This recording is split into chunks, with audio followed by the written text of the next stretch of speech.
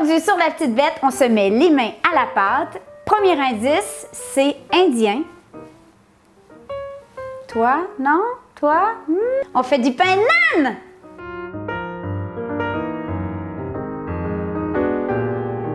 Je sais pas si vous êtes comme moi, mais quand je vais au restaurant indien, une des choses qui m'excite le plus sur la table, c'est le fabuleux pain naan, qui est comme un mélange de moelleux, caoutchouteux, grillé, mais tendre. Oh, c'est tellement bon.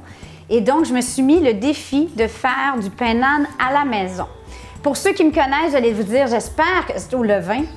Non, non, non, on va y aller à la base pour le début. J'ai pas terminé mes tests de pain naan au levain, ça sera pour une future émission. Je vais commencer avec 30 ml ou 2 cuillères à table d'eau chaude ou tiède. À mon eau, je vais ajouter 8 grammes ou l'équivalent d'un sachet de levure sèche active à action rapide et une cuillère à thé ou 5 grammes de sucre. Je vais combiner le tout et on va la laisser s'activer le temps qu'on prépare le reste. Ici, j'ai 200 grammes de farine blanche non blanchie, donc la farine typique à pain, qui équivaut à une tasse et demie. J'ajoute à ma farine une cuillère à thé ou 5 grammes de sel et je vais tout simplement combiner brièvement. Ce qui différencie le pain naan de plusieurs autres recettes de pain, c'est le yogourt. Ici, j'ai du yogourt nature. 30 ml d'huile neutre, c'est-à-dire 2 cuillères à table. Et maintenant, j'ajoute l'eau avec la levure que j'avais. On va combiner brièvement ces premiers ingrédients ensemble. Voilà, bon, là, c'est première combinaison brève. Ici, j'ai 125 ml d'eau, mais on ne le mettra pas au complet. On va commencer par une petite quantité, soit environ la moitié, peut-être 60 ml d'eau. Moi, j'aime bien la combiner à la spatule avant de me mettre les mains dedans. Un petit peu plus d'eau, elle me semble un peu sèche.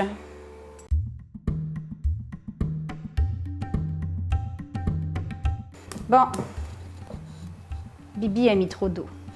Alors là, c'est pas grave, on rajoute de la farine.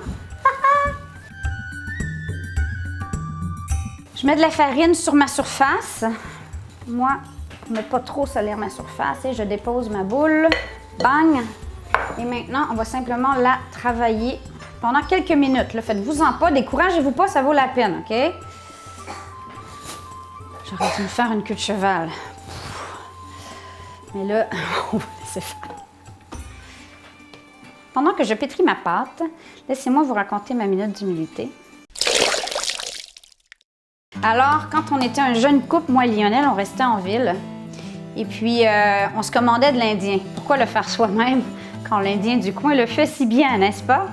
Alors, par un beau soir de week-end, j'imagine, je sais pas, peut-être un soir de semaine, on s'en fout, j'appelle l'Indien le plus près et je regarde le menu. Dans ce temps-là, c'était sur du papier, puis c'était tout au téléphone. On ne pouvait pas commander par Internet. Et puis, je vois un riz biryani. Alors, je dis au monsieur, je vais prendre un riz biryani. Et il me dit, avec du bœuf, du poulet ou des grébites? Alors, je dis, des grébites? C'est quoi des grébites, monsieur?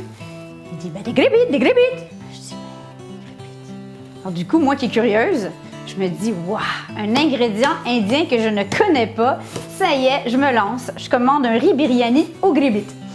Alors du coup, une demi-heure après, ding-dong, ça sonne à la porte, j'ouvre le plat, je regarde mon riz biryani et devinez c'était quoi des grébites? Des crevettes! Alors depuis ce temps, on a comme une farce, nous, moi et Lionel, c'est que quand on voit des crevettes au marché ou quoi que ce soit, on dit « Regarde, des grébites! » Vous voyez, c'est à peu près le résultat qu'on recherche, une boule de pâte qui est un peu collante, mais pas trop, qui se tient. Et maintenant, je vais la transférer dans mon bol et on va la recouvrir pour 1 à 2 heures dans un endroit chaud et assez sec. Comme on a un printemps de merde, alors moi, en fait, je le mets devant le foyer. Tada! Magie de la télévision. C'est celle que j'ai préparée plus tôt ce matin. Alors maintenant, je vais mettre un petit peu de farine sur ma surface de travail. Et là, c'est le temps de se défouler. Je vais la transférer. Je vais en former une belle boule.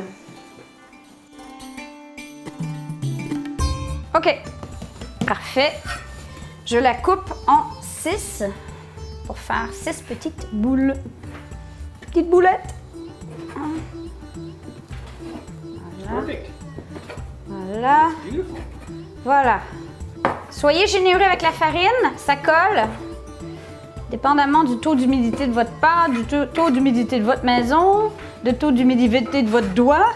À quel point vous bavez en cuisinant.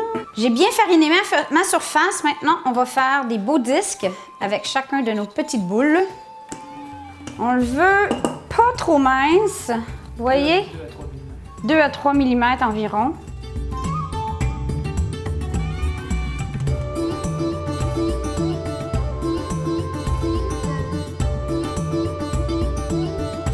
Êtes-vous prêts? Alors, paf!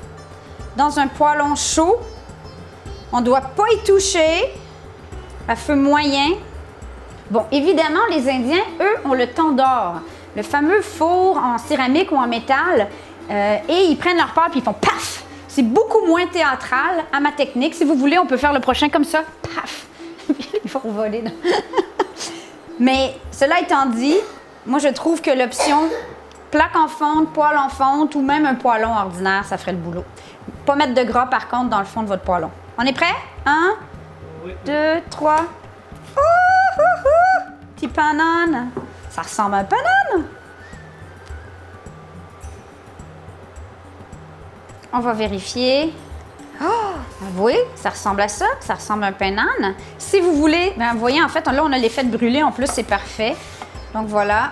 On le transfère et on passe au suivant. Bon, la manière de le servir, évidemment, il y en a qui vont mettre des herbes, du ghee. Du ghee, vous savez c'est quoi? C'est comme un beurre clarifié indien. Moi, j'ai pas eu le temps de faire du ghee ce matin. Ghee était occupé, hein? Voilà. Alors là, je prends juste du beurre ordinaire. Mais c'est même pas nécessaire. Vous pouvez le prendre comme ça, à sec. Au restaurant, ils nous le servent avec rien dessus. Et on le déchire. Ouh! Ah, c'est chaud! Qui est jaloux?